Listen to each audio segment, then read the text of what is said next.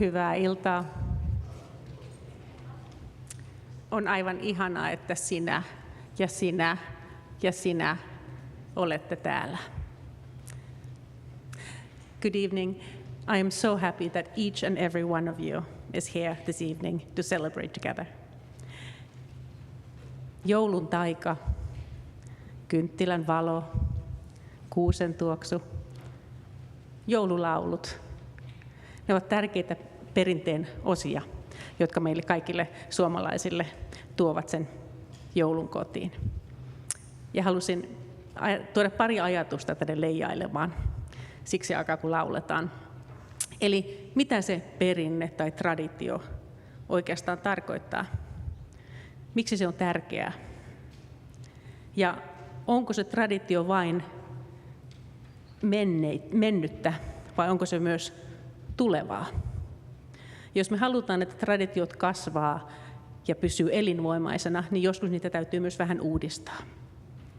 Eli sen takia me lauletaan tänään melkein kaikki tuttuja, ihania lauluja, mitä kaikki tunnetaan, mutta siellä välissä on myös pari uutta, jotka on meille kuorolaisillekin ihan uusia, vaan sen takia, että tämä traditio kasvaa ja pysyy elinvoimaisena ja me opitaan jotakin uutta.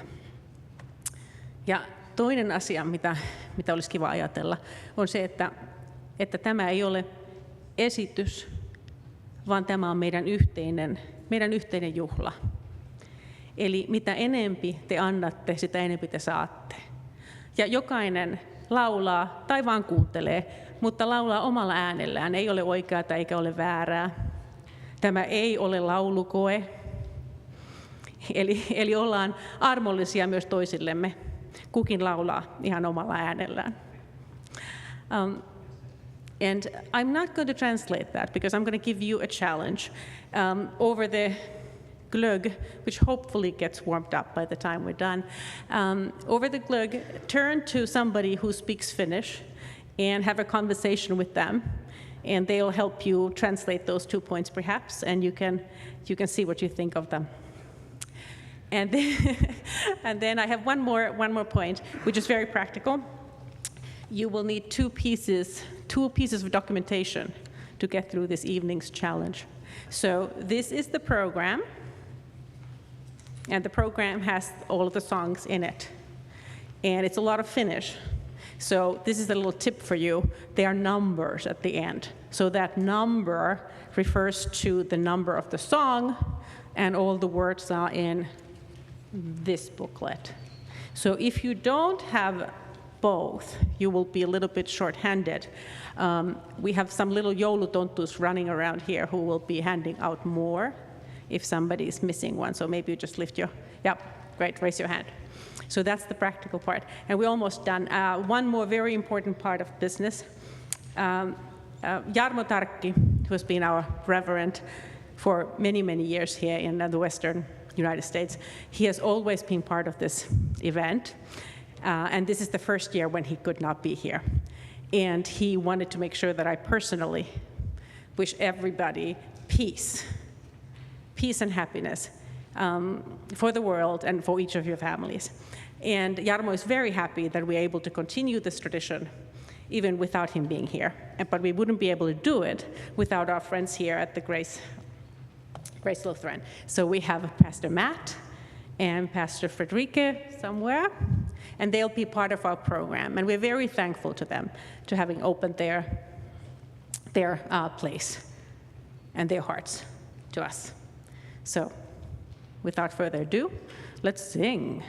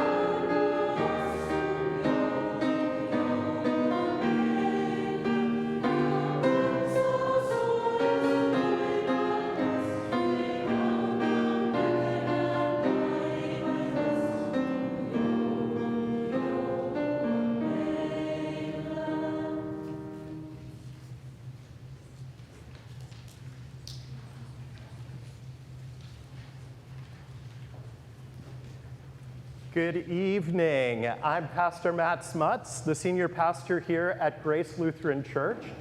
I wanted to mention that through the Lutheran World Federation, we are the sister church of the Church of Finland here in the United States.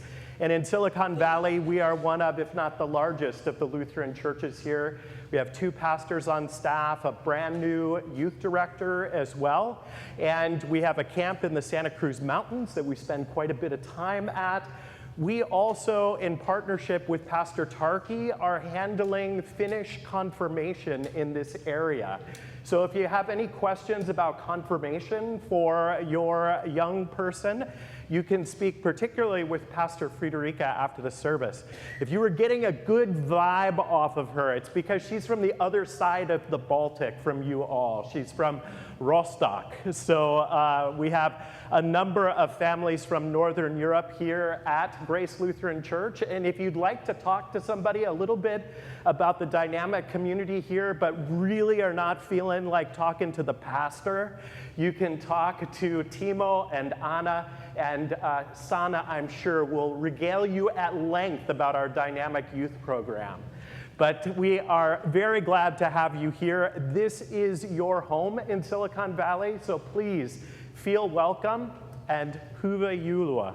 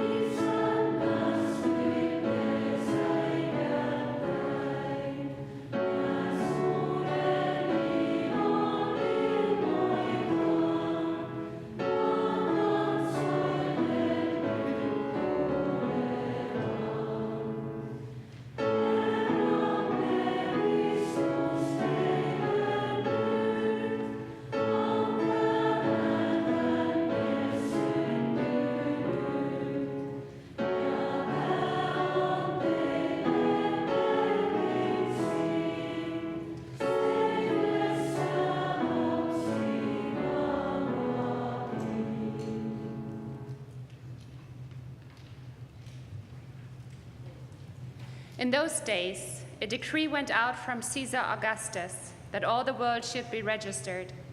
This was the first registration and was taken while Quirinius was governor of Syria. All went to their own towns to be registered.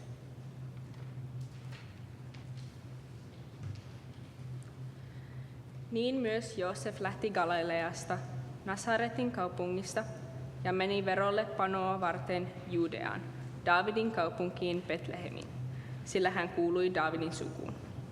Hän lähti sinne yhdessä kihlatunsa Marian kanssa, joka odotti lasta. Heidän siellä ollessaan tuli Marian synnyttämisen aika. Hän synnytti pojan, esikoisensa. Hän kapaloi lapsen ja pani hänet seimeen, koska heille ei ollut tilaa majapaikassa. Sillä seudulla oli paimenia yöllä ulkona vartioimassa laumaansa. Yhtäkkiä heidän edessään seisoi Herran enkeli ja Herran kirkkaus ympäröi heidät.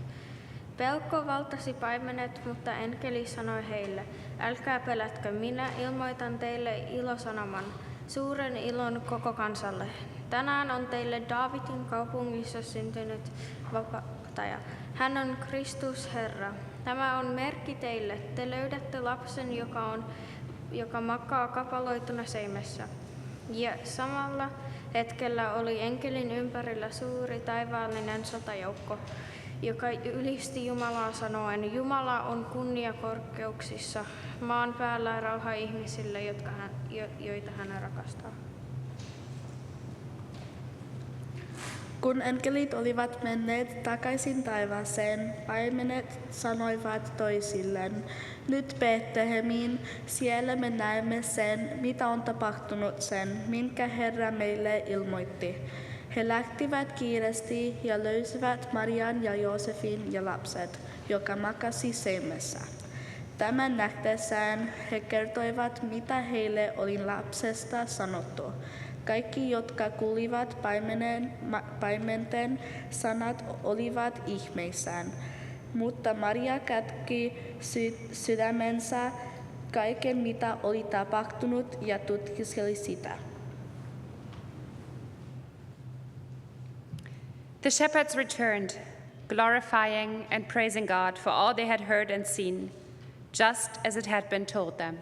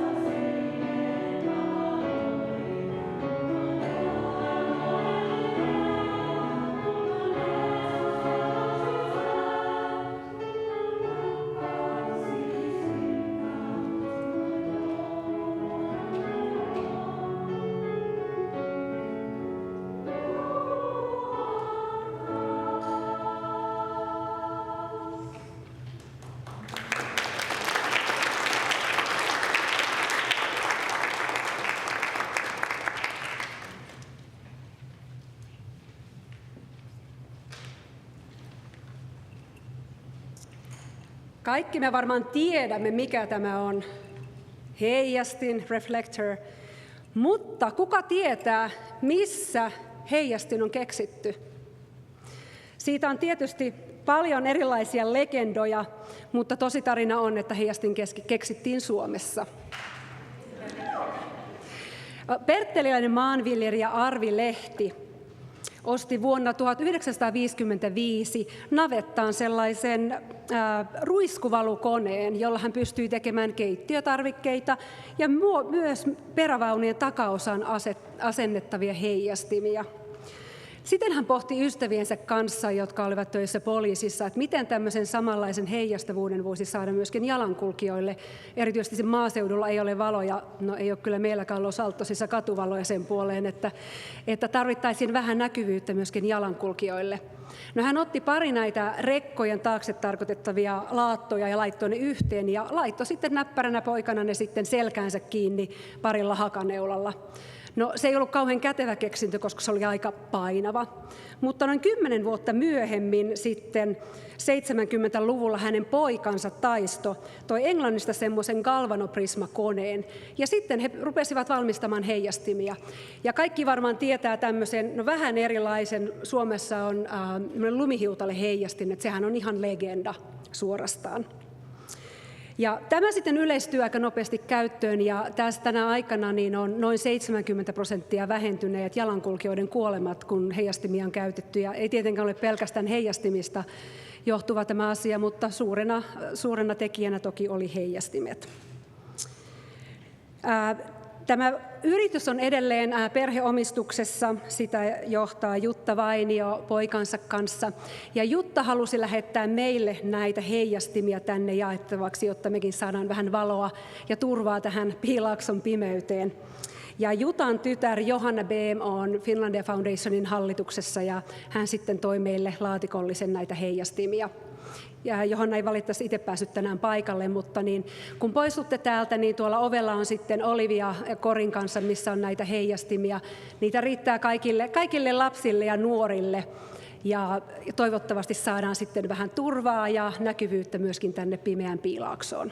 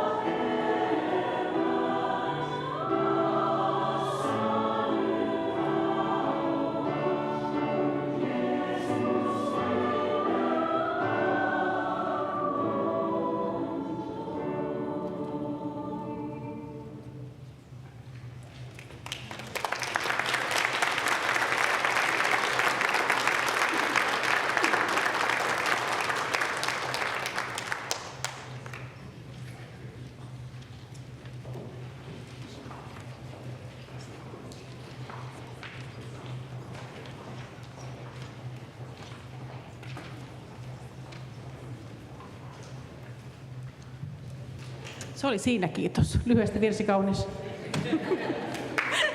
Nyt tervetuloa ja jatketaan juttelua ja joulunviettoa tuolla. Meillä on toivottavasti glögiä ja pipareita ja kivaa jutusteltavaa kaikille. Ihanaa, että olette täällä.